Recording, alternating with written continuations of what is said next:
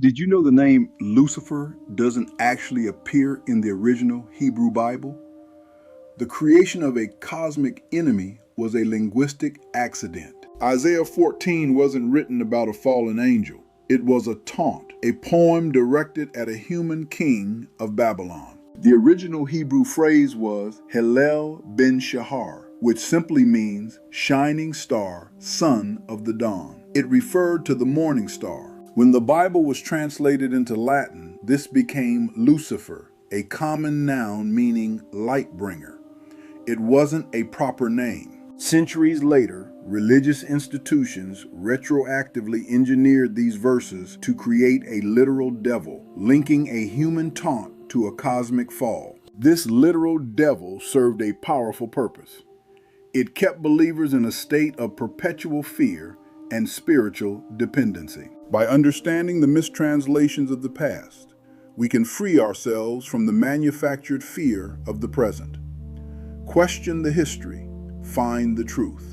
You are sitting in church, absolutely terrified of a cosmic villain watching your every move, only to find out that if you read the original ancient texts, the devil, as you know him, was completely mistranslated and pieced together centuries later to keep you afraid. Welcome back to Swanee's World. If you grew up in a religious household, you were probably taught to fear Satan, the ultimate fallen angel who corrupted humanity in the Garden of Eden and wages a cosmic war against God. But today, we are going to look closely at the actual text and walk through 7 disturbing truths about how the church literally mistranslated and engineered the story of the devil. Let's start with the very beginning in the Garden of Eden. The first truth that breaks the traditional story is that the serpent was never actually Satan. If you look at Genesis chapter 3, the text explicitly describes the serpent as an animal, just a beast of the field which the Lord God had made. There is absolutely no mention anywhere in Genesis of this creature being a fallen angel or the prince of darkness. The original story is simply about a clever, talking snake, which was a completely normal feature in ancient folklore. That leads us to the second truth, which is about the word Satan itself. In the original Hebrew Bible, Satan is not a proper name at all. It is simply a job description. The word literally translates to adversary or accuser. And this brings up the third shocking reality. The original accuser actually worked for God. In books like Job, the Satan is a member of God's divine court, acting more like a prosecuting attorney whose role is to test people's faithfulness.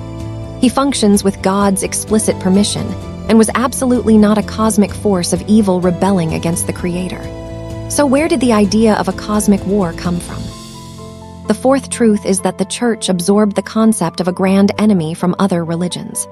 During the intertestamental period, centuries after Genesis was written, Jewish thought was heavily influenced by Persian Zoroastrianism, which featured a cosmic dualism of good versus evil.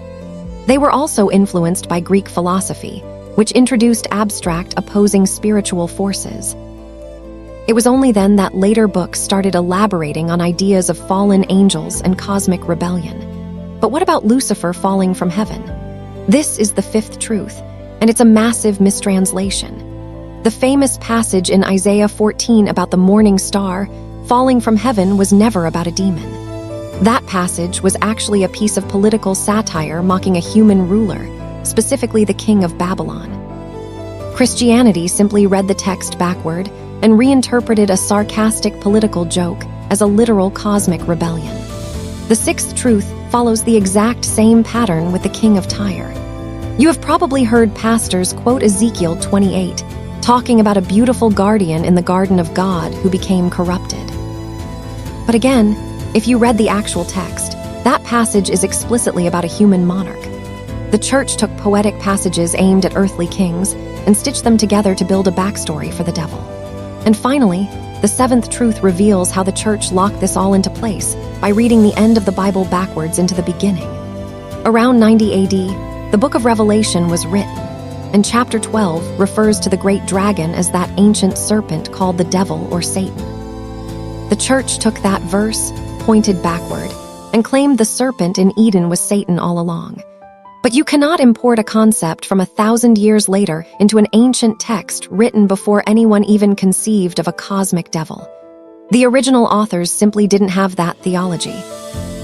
When you look at it honestly, the entire cosmic drama of spiritual warfare and a literal devil was built on mistranslations and borrowed myths to create a foundation of fear. You were taught to build your entire understanding of evil on a talking snake and political poetry. If this gave you a sense of freedom today, hit that subscribe button to join Swanee's world, and share this video with someone who is still carrying around religious terror that was never theirs to carry. Let me know down in the comments, which of these 7 truths shocked you the most?